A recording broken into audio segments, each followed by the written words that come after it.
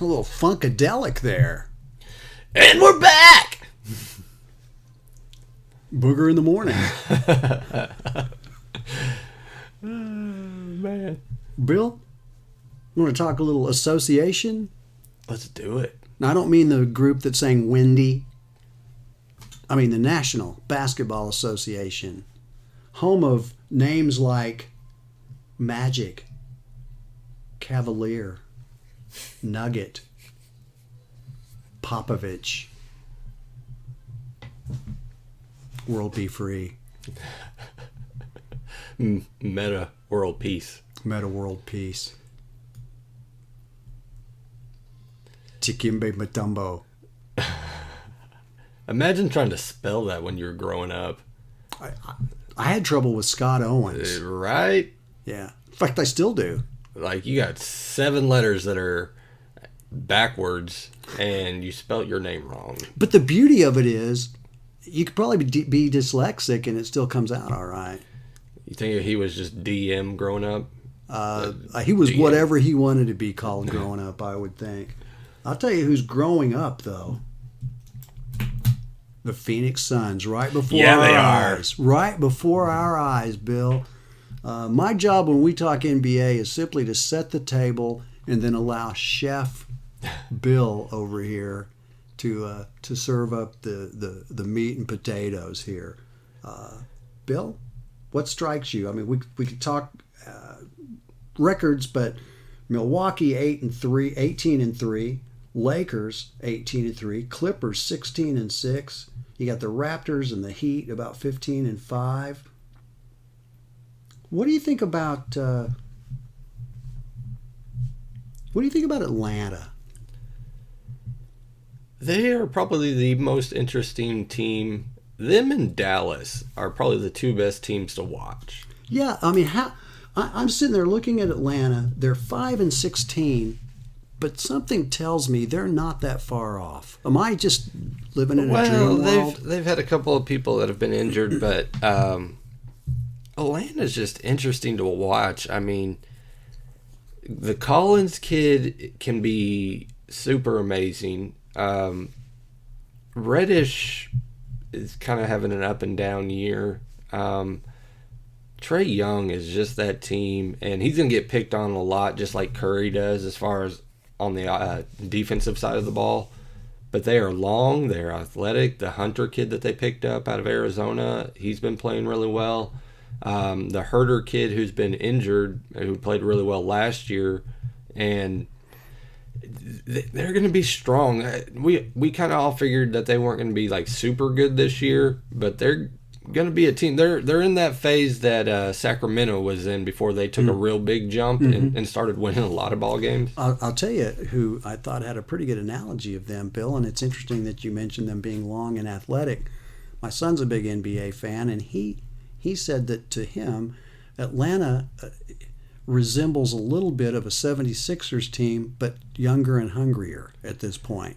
Now, I don't think the 76ers have a Trey Young, but in terms of defending the perimeter and size and all of that, the problem is nobody in Atlanta cares. Yeah, their arena is set up for everything but basketball, if that makes sense. Yeah, it's almost like Lloyd Noble. You have random things in their arena, which I fully understand because of the culture and where it is and stuff. I fully get it, but when you got a the Boiled Peanut Festival, I'm gonna say it now. You've got a superstar in Trey Young, or at least for his ability to shoot it from 900 feet away. He's the next Steph Curry. You've got to put butts in seats for that. You've got to get jacked, even if your team is terrible. You know what Oklahoma City would give to have just Trey Young and not even half the pieces that Atlanta has? Sure. I guarantee you they'd sell out all day, every day for Trey Young, but because of what they've got now, Bill, I'd like to think that, but I don't think the Lloyd Noble Center ever sold out when Trey Young was down there. I'm just saying, I mean... No, I think Oklahoma City Thunder fans would sell out for Trey Young. Okay, so... And I'm not casting any aspersions or anything here. Oklahoma City Thunder basketball fans are a different culture than OU basketball fans. Well, because you have the happy medium of everybody in the state, not just your Thunder fan or not just your Sooner fans. So you have everybody. But it's pulling for a team that might lose sometimes. Well, you've got some people that really like being able to choose not a school, but a team that wins all the time, so they can take some credit for ownership over their success. Well, you should have allegiance regardless because they are your only pro franchise too, though. I mean, energy. Yeah, they are your only pro franchise. Oklahoma City Dolls. If Thunder fans understood that regardless of what this team does and whether or not they want to admit that they are in full tank mode or not in full tank mode or maybe trying to make moves or not trying to make moves and understand the reality of this team's not going to win a championship this year or next year or the year after that, but still support that team. And every NBA franchise that comes through this town and sees that you still support this team, I guarantee you every player would want to come play here, regardless if it's their first choice or not. I appreciate that, and I'm just telling you, I wasn't disagreeing with the fact that if somebody like Trey Young was here, that the stands would be packed, because I agree with you that they would be. It's just fascinating, though, to think about how good he was and the fact that there wasn't a whole lot of support. And maybe it's because the Thunder were so good. You got to pick your poison in terms of where you're going to spend your basketball money. So I get that. Well, and I say few. I've been to probably roughly in the neighborhood of 7 to 10 OU games at their basketball facility. From what I see, and I was there for a couple of Buddy's games and a couple of Trey's games and a game or two last week, it's like they don't show up until they get good. So early in the season when we got to see Buddy Yield play, there were some fans not in attendance and you had some seats. All of a sudden they run off 13 in a row and they're competing with the Kansases of the world, and you get to the end game where we got to see him play Baylor and there's pretty much standing room only. So it's like they try to figure their team out to, and I hate to use this word, if I should bandwagon jump onto it. And you've got fans that have been loyal and, maybe can only make it to one game a year or whatever it is. But there's a big difference between that student section when it's my team's going to be horrible to, all of a sudden we might win something. Sure. Now there's 20,000 students that are in line. No, it doesn't work like that. You're either in it or you're not.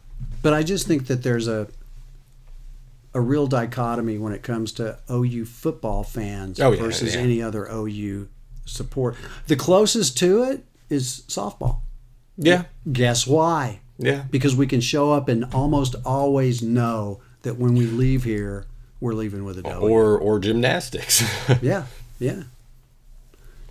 So I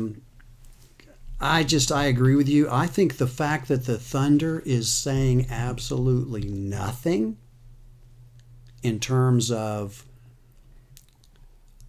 identifying or describing what the goal is for the season or what have you tells you everything you need to know. Well, I think right now is their worst case scenario, because you're what you would have thought. I don't think you would have thought you would have been at the Warriors level of ugly, but somewhere around that neighborhood is what you kind of really were hoping for, because then that gives you all the leeway to, it's time to let Paul go, and it's time to let Adams go, and a couple of these other guys go. Now you're in a predicament of, we've got some draft picks, and do we make a push or do we not? We saw this last year with Sacramento. We didn't work out. Probably trade for somebody, but I don't know if we should. And they just kind of froze. Minnesota has been in that situation too. Bill, I hope they don't. I hope they don't do that, because let's say they do something. Okay, whatever it is. Are you going to beat the Lakers? Are you going to beat the Clippers? Are you going to beat Denver? Are you going to beat anybody that's good?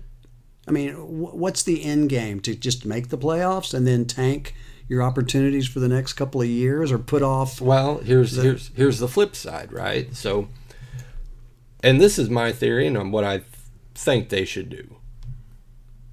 You keep the team how it is right now. You let it go another couple of weeks and really kind of find out where you sit. Or maybe you can let it go a month. We got the trade deadline. The first one's the 15th, right? Right. Okay.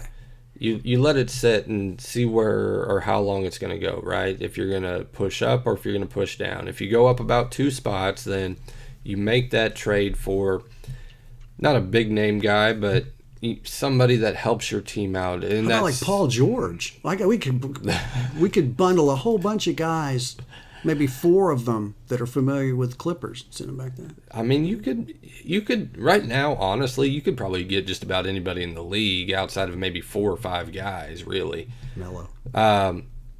But you make a trade for somebody, that tier 2, tier 3 guys, so your Blake Griffins of the world, your Oladipos of the world, whoever you think may help you, whatever you feel your team needs are, which is shooting, but whoever you want to bring in. Dion Waiters. There you go. After that, you let it go because you've got a surplus of draft picks. Like, it's absurd, right? Right. You're not really going to hurt that if you guys tank or fall. The only thing you're really hurting is where you're going to draft on your own draft pick after that. Mm-hmm. That's the only thing I see. I don't know that. I think Sam Presti's now getting to the fact that, yeah, he did draft all these guys of, Ibaka, Durant, and all that. We've heard that for years. But he's also drafted a lot of guys like Ferguson, who, to me, doesn't look like a player. Right. Baisley, that kid from Baylor. Reggie Jackson, Mm-hmm. I mean, it's weird. So he's getting to where he's fallen in line with everybody else. He's a 50-50 coin flip. Sometimes you're going to hit, sometimes you're not. Right. I think you make one trade. If it doesn't work out, you blow it up. You trade Chris Paul, you trade Adams, and you get it over with. Yeah, I have a feeling that there'll be some trades, but I don't think they're going to happen in December. And the reason is that I think they want to try to keep hope alive at least until February, and then maybe you blow it all up. Well, and the other thing is, if you want to sell tickets. Yeah, if you watch Thunder games, I don't think anybody's there for Chris Paul, but watch Chris Paul play in a Thunder game. Oh, man. It's not the same Chris Paul that was in Houston.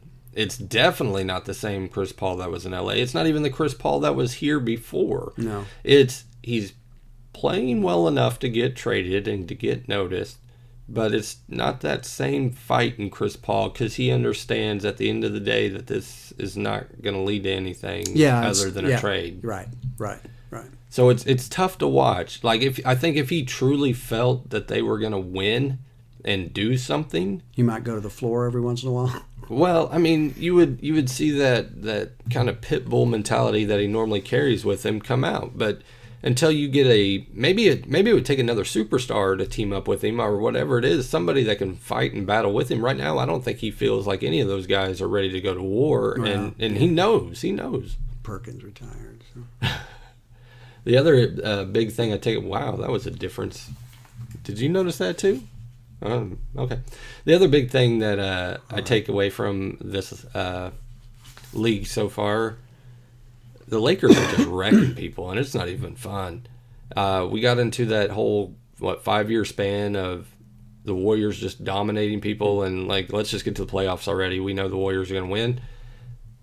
The Lakers right now are that team. Except the only thing I would say is there was not a sense, other than Steph's having a little bit of a chronic ankle issue, that led you to believe that any of the key members of that team weren't going to be there down the stretch. I'm not convinced at the age that LeBron is now, and the fact that Anthony Davis hasn't ever made it through a season, that you can count on both of them being at their best towards the end. Not to say they won't be, but it's a little more fragile, I think, than where Golden State was. No, I fully agree, but I will also say... By the way, I'm the one with the aura back here. In my eyes, you've got the 2 most dominant players in the game right now at their position. So LeBron, I still classify as the best player in the league. Yeah. Anthony Davis, who a lot of people write off because of injuries, but you watch what he did when the Pelicans were making a run in a playoff game. that guy wasn't going to be stopped by anybody, including LeBron. No, I don't. I have no issues with their willpower or their will or their want to. I just go on the fact that historically, there's been issues, and if they're healthy, look out. I think it's almost a foregone conclusion that it'll be, that they could make it to the finals. I think it's a long season. I mean, I know it ratcheted up a little bit during the playoffs, and teams really get serious. So, like, the Clippers will be a little bit better than what we really think they are or what they've shown. But the Lakers, to me, they go out and they say, let's say they get a J.J. Redick or just one more guy that can Kyle Korver or whoever it is that can kind of shoot a three. Hey, maybe Ray Allen comes back or whatever the situation, right? He got game. I really feel like that team would be unstoppable. Yeah. Speaking of unstoppable, I've got Skylar's Power 5 for the NBA. Okay. I'll give you mine, and then I'd love to hear yours. Okay. All right. Skylar's got, in no particular order, he told me. All number ones. The Clips, the Lakers, the Bucks, the Celtics, and this is where you get the young eyes on it, the Dallas Mavericks. They're interesting. They're really interesting. Yeah, he finds them to be fascinating because he said, I'm not sure if I want to go Dallas or Houston in that last spot, but I feel like that Dallas long term may have a better shot than Houston. I then said to him, I do too, but not this year. I think in the next 3 or 4 years probably they do, but not this year. I feel like Porzingis' game thrives better when he's the number 2. I also feel that if your best player, and maybe not all circumstances, but if you're going to run 2 like MVP type guys out on the floor, one of them has to be your point guard in some shape of point guard, whether it be LeBron or whether it be Harden. Somebody that can facilitate, that can dictate your style of play and what you want to do. Because I'm trying to think of another guy that wouldn't be a point guard. It'd be hard for a 4 to do that, or even a 3. Because you could have, even you had Shaq and Kobe, but you couldn't have like 2 wing, like Paul George and even Leonard. I mean, they play a little point from time to time too. So yeah, but it's tough. You're right. Yeah, it'd be tough to be. We're the 2 stars, but we don't control the ball. But with Luka taking that just massive jump from when he got drafted, I mean, the problems they have are everything but Luka and everything but Porzingis. It's every other member of that team. Yeah. I mean, they've got some decent role players, but they just don't have enough talent around all those role players. But I like their coach, Bill. Yeah, I like their coach. It could be one of those things that just Luka's got too much for a couple of teams, and they make it a long way. Yeah. Well, I quit doubting Skylar and his people a while back, but I got the Lakers, the Bucks, the Clips, the Celtics, and then I got Sixers, Nuggets / I can never get to 5. Yeah, they're about even. Pretty interesting though. Oklahoma City number 19 in ESPN's latest power rankings. That's that fence you don't want to sit on. Isn't it? Isn't it right there where you just... Yeah, it's a tough spot to be. And then, like I said, player of the week last week, Carmelo Anthony. So, Carmelo comes back, right? Finally gets signed. Did you see where it said that if Portland wasn't going to call me, I was just going to retire? Well, yeah. What else were you going to do? I mean, were you waiting? You weren't going to go join the Jazz. What? I mean, what? Yeah. I don't know what. Were you going to go play in the Big Three? I coach a WNBA team with Fisher, Lambeer and Fisher. And those guys. Yeah, I don't. That comment made absolutely no. I'm going to keep waiting around another 6 years until somebody hits me up. That makes no sense. Now, granted, he's come back with a little bit of a vengeance, and honestly, because I'm very surprised that Portland was like, yeah, we're going to start you, because you get Dame Lillard, who's okay defensively, not great. You get McCollum, who's okay defensively, not great. Carmelo, I mean, depending on what guy he's guarding, sometimes he'll play a little bit of defense, but realistically doesn't. No power forward to speak of, really. Center-wise, Whiteside has really stepped up a little bit. He's kind of lost some of that kid mentality that he had with the Heat, but long term, I don't see this team winning anything. I can't see this team winning anything. I think that they're the biggest disappointment maybe of anybody. I mean, are they entertaining? Yes, but can they win? I can't see it. Who would have thought, including yours truly, that this far into the season, which isn't too far, let's say 20 games, that Portland would be behind Oklahoma City? Yeah, there's a lot of teams that just how they started this season and also kind of based on how they ended. So another big team that I thought just how they started this season, Minnesota has kind of tailed off. Wiggins and Towns have gone on stretches, like week-long stretches of where they just crush people. Yeah. And Towns came out with, it looked like he had this new attitude. I guess that softened up whenever he got into the brawl with whoever it was in Philadelphia. But God, Minnesota, they didn't blow that up. They're back to 500 now, and that's who they are. I mean, that's kind of who they are. So who we are? Oh, we're Scott and Billy. Excessive Celebration, Crossover Sports Radio. And 4:30 to 6. One more team to watch out for: Miami Heat. I like what they've added. They're you know what? They were smart to say no. Yeah. Weren't they? They were smart to say no, thank you, Oklahoma City. We don't want either one of those guys. We don't want your $40 million a year contracts for either one of those guys. And now you can trade Dragic at some point and get you something else. Maybe a little bit of an upgrade. Nothing better than an upgrade. But Tyler Hero, man, that guy can shoot. And Duncan Robinson. I didn't even know they drafted Duncan Robinson, and that guy's going out there pouring buckets. It's crazy. Of course, if he was in Houston, the Duncan wouldn't count. No, it wouldn't count. But he might get some donuts. Yeah, there's still a hole there, though. It's a crueler world. You're listening to Excessive Celebration on Crossover Radio Sports, reminding you to get that app. And always, don't forget about those Dunkin' Minis.